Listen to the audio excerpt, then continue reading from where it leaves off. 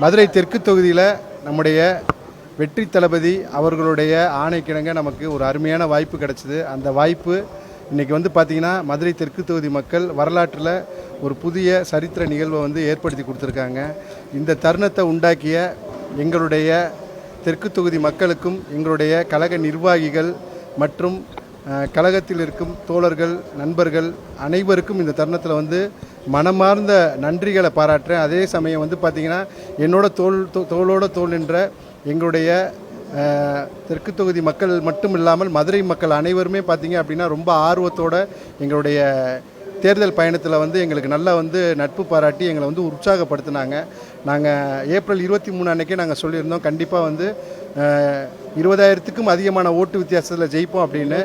இன்றைக்கி வந்து பார்த்திங்கன்னா 21,700 சில்லற ஓட்டில் வந்து நாங்கள் வந்து வெற்றி பெற்றிருக்கோம். ஸோ அது வந்து ஒரு முக்கியமான தெற்கு தொகுதியில் ஒரு வரலாற்று நிகழ்வாக நாங்கள் நினைக்கிறோம். ஸோ இதுக்கு வாய்ப்பு கொடுத்த தளபதிக்கு மனமார்ந்த நன்றி.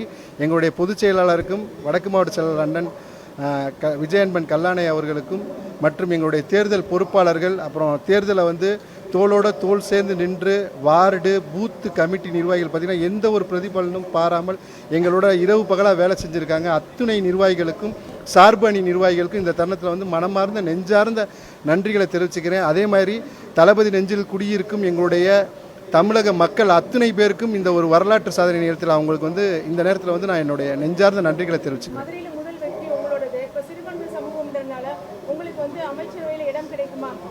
அது எதாக இருந்தாலும் தலைமை வந்து முடிவு பண்ணுறது தான். நாங்கள் வந்து தலைமையோட வழிகாட்டுதல் படி நாங்கள் நடந்துக்கிறோம். தலைமை முடிவு பண்ணுறதை நாங்கள் ஃபாலோ பண்ணுவோம்.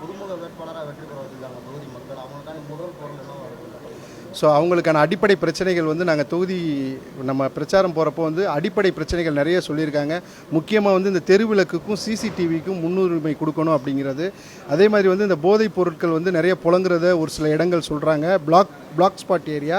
ஸோ அதை கொஞ்சம் ஐடென்டிஃபை பண்ணி அந்த ஏரியாவில் வந்து பார்த்திங்கன்னா ஒரு சின்ன கியாஸ்க், அதாவது ஒவ்வொரு கியாஸ்க் போலீஸ் ஆஃபீஸ்னு சொல்லுவாங்களே, குட்டி ஒரு கண்காணிப்பு அலுவலகத்தை வந்து நம்ம செட் பண்ணோம் அப்படிங்கிறது எங்களுடைய முதல் கட்ட பணியாக நாங்கள் வந்து இதை பிளான் பண்ணியிருக்கோம்.